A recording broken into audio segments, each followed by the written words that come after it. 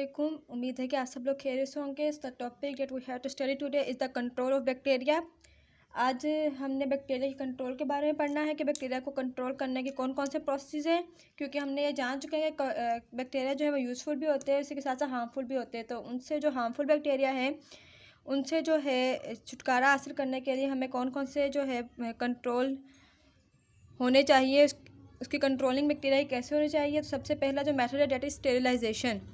Sterilisation के process के ज़रिए जो है हम बैक्टीरिया के ऊपर कंट्रोल कर सकते हैं।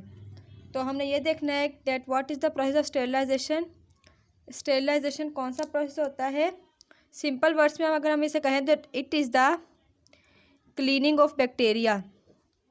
बैक्टीरिया की क्लीनिंग करने को, बैक्टीरिया फ्री करने को, स्पेस को हम लोग कहते हैं sterilisation. The process in which the bacteria has been cleaned, वो प्रोसेस हमारे पास क्या कहलाएगा, स्टेरिलाइजेशन।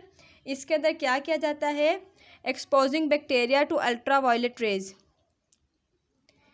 इसके अंदर क्या किया जाता है, बैक्टीरिया को अल्ट्रा वायलेट रेज से, अल्ट्रा वायलेट रेज के अलावा exposing bacteria to ultra violet rays और टू हाई टेम्परेचर, या इसमें क्या किया जाता है, अल्ट्रावायलेट रेजेस के थ्रू या हाई टेम्परेचर के थ्रू बैक्टीरिया को किल किया जाता है। क्योंकि हम ये जानते हैं बैक्टीरिया जो है वो हाई टेम्परेचर में सर्वाइव नहीं कर सकते। तो क्या किया जाता है, या तो उन्हें अल्ट्रावायलेट रेजेस से पास किया जाता है या तो फिर हाई टेम्परेचर यूज़ किया जाता है बैक्टीरिया को किल करने के लिए। तो ये एक प्रोसेस है बैक्टीरिया को कंट्रोल करने के लिए। इसके बाद जो सेकेंड प्रोसेस है डेट इज़ अवेयरनेस। अवेयरनेस से क्या मुराद है कि लोगों को अवेयरनेस किया जाए कि कौन से जो है बैक्टीरिया फ़ायदेमंद है, कौन से नुकसानदायक है और इससे जो है बचाव के कौन कौन से तरीके हैं। तो अगर हम अवेयरनेस ऑफ हेल्थ देंगे लोगों को, अगर अवेयरनेस आ जाएगी कि बैक्टीरिया का यूज़ किस तरीके से करना है, तो भी हम बैक्टीरिया पर कंट्रोल कर सकते हैं। इसके बाद जो नंबर 3 है डेट इज़ इम्यूनाइजेशन। अब इम्यूनाइजेशन के प्रोसेस के ज़रिए हम कैसे बैक्टीरिया पे कंट्रोल कर सकते हैं। सबसे पहले तो हमें पता होना चाहिए that what is mean by immunisation. Immunisation क्या है, प्रोसेस ऑफ इंक्रीजिंग इम्यूनिटी।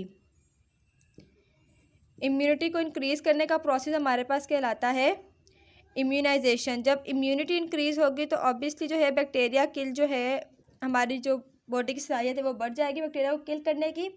तो क्या किया जाता है, इम्यूनाइजेशन के ज़रिए भी जो है बैक्टीरिया पर कंट्रोल किया जाता है। इसके अलावा इम्यूनाइजेशन के अलावा है vaccine. Through vaccine we can also control the bacteria.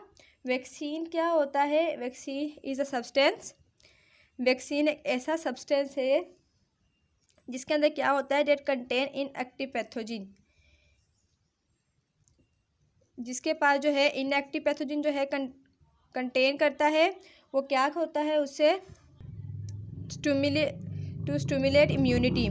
Immunity को जो है स्टिमुलेट करने के लिए, इंक्रीज़ करने के लिए जो है वो वैक्सीन यूज़ की जाती है। जब इम्यूनिटी स्ट्रांग होगी तो ऑब्वियसली जो है बहुत सारी बीमारियों से हम लोग बच सकते हैं। The main focus is our immunity.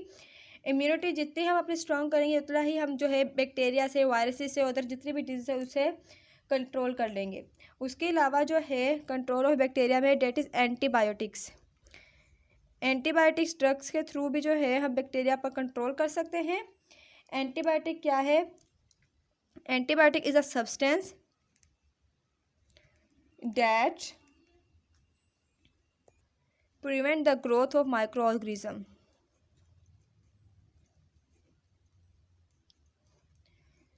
Micro organism जितने भी है उनकी जो है ग्रोथ को कंट्रोल करता है, प्रिवेंट कर देता है उनकी ग्रोथ को, antibiotics. So it is another way to control the bacteria that is antibiotics. इससे क्या होता है कि ये जो बैक्टीरिया या जितने भी माइक्रो ऑर्गेनिजम्स हैं उनकी ग्रोथ को रोक देता है। अब इसके अलावा एंटीबायोटिक्स के बाद क्या के अलावा हम कैसे खुद को बैक्टीरियाज को कंट्रोल कर सकते हैं, by quarantine of effective people.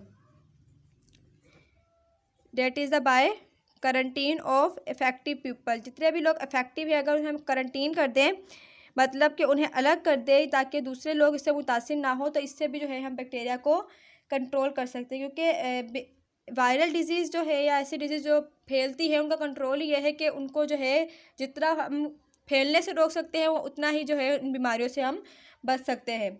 इसके अलावा जो है एक सिस्टम है जो बैक्टीरिया को कंट्रोल करने के लिए बहुत ही कारगर साबित हुआ है, that is the surveillance system. हमने ये देखना है कि सर्वाइलेंस सिस्टम कौन सा सिस्टम है, ये किसके लिए यूज़ होता है। It is use to track